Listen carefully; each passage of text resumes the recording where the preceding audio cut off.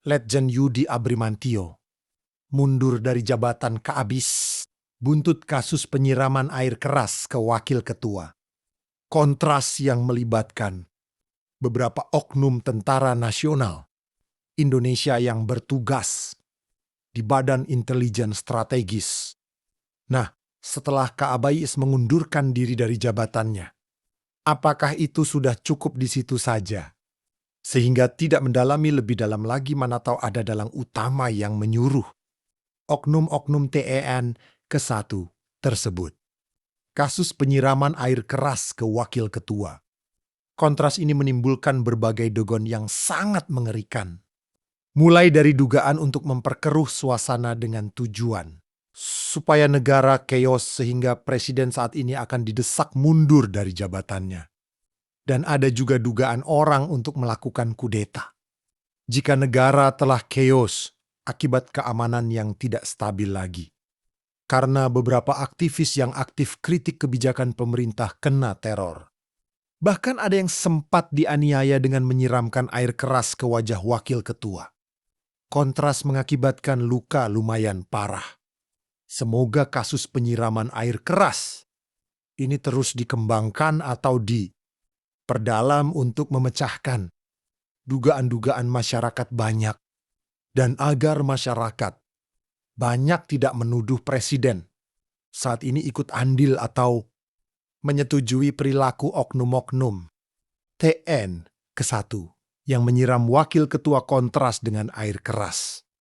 Apalagi sehatai sebelum kejadian itu, Presiden Prabowo berbicara akan menertibkan pengamat-pengamat yang dianggap tidak mendukung Indonesia maju.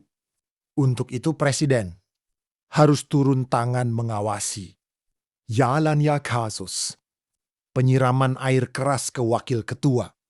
Kontras mengungkap lebih dalam mana tahu ada oknum di balik layar yang bermain demi tercapainya keinginan pribadi atau keinginan kelompok.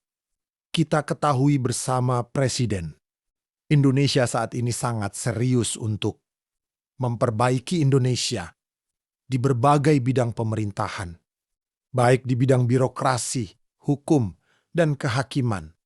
Saat Prabowo menjadi presiden sudah mengungkap kasus raksasa yang merugikan negara ratusan triliun. Dengan tindakan presiden bisa jadi mafia-mafia yang merasa terusik oleh presiden membuat berbagai cara agar presiden Indonesia saat ini berakhir berkuasa. Seperti membuat kerusuhan atau memperkeruh suasana agar rusuh dengan meneror bahkan menganiaya berbagai aktivis yang sering mengkritik kebijakan presiden supaya masyarakat menganggap bahwa itu suruhan penguasa.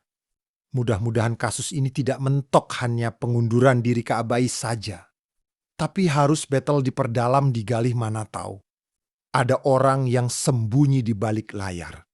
Apalagi saat ini situasi dan kondisi untuk membuat negara keos sangat mendukung.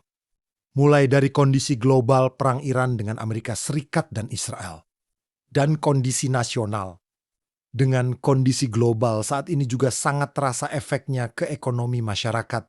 Nah, oleh karena itu sudah seharusnya kasus ini diungkap agar terang benderang. Untuk menghilangkan dagon negatif masyarakat